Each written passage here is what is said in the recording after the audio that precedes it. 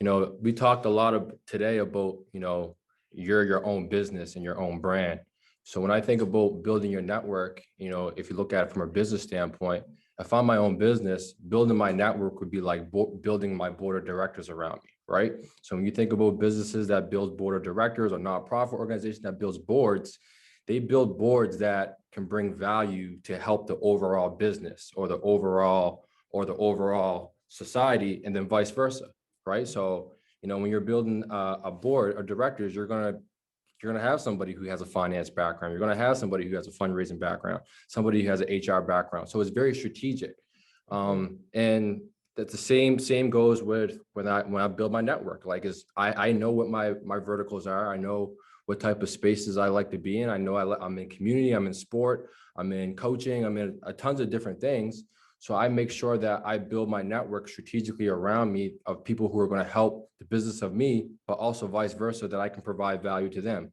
There's tons of people who sit on board of directors for the resume to help propel themselves in career. So it can be a two-way street, but it has to be intentional, and you have to realize that not everyone needs to be in your network. If your values aren't aligned or your visions don't align and what you're trying to get out of the relationship and vice versa, then maybe that person doesn't need to be in your network. But kind of echoing what Shanae said, is very much a two-way street. And there's going to come a time where people are going to want to be in your network to get access to information that you have or access to the community that you have access to.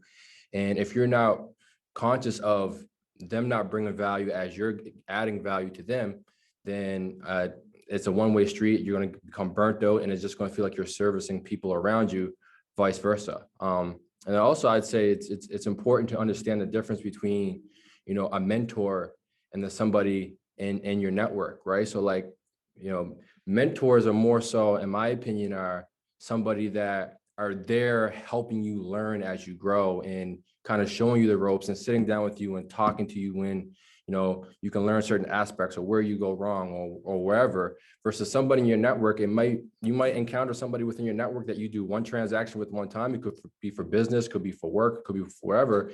And then that person doesn't really check back in on anything. But that you still got somebody to call if you need somebody who's a recruiter or somebody who's in marketing or whatever.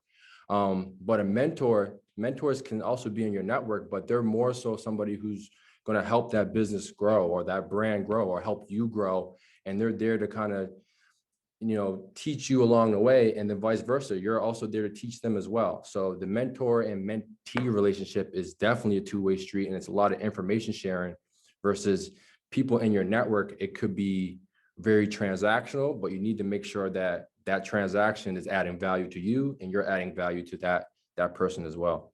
For me, what it's been is, what is it about my brand or my business that this person or this organization is connected to? And so for creative people, it's I'm connected to all these resources, whether it's performing opportunities, showcasing opportunities, funding, this, that, and the other thing. And then for organizations, it's they want to be connected with the creative community or the BIPOC community, or more specifically, the Black community, and then kind of looking for those ways in which they want to be connected. So with many organizations I've partnered with, like DVDLI is just one example. I don't really do much in regards to education, but education is something that's important to me. And so the Black community is also important to me. And so we level on that. And so we can figure out a way to work together and bring in elements of creativity and creative arts as that's part of the culture.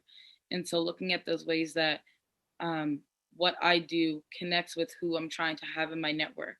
And because you want people to, once again, be invested in what you're doing. And so to be invested, you have to care. And so you're only going to care about those things that you feel are connected to you or your organization and who you represent. And so that's usually my method of how I go about who I want to connect with, or what type of relationship I want to develop with a particular creative person or organization.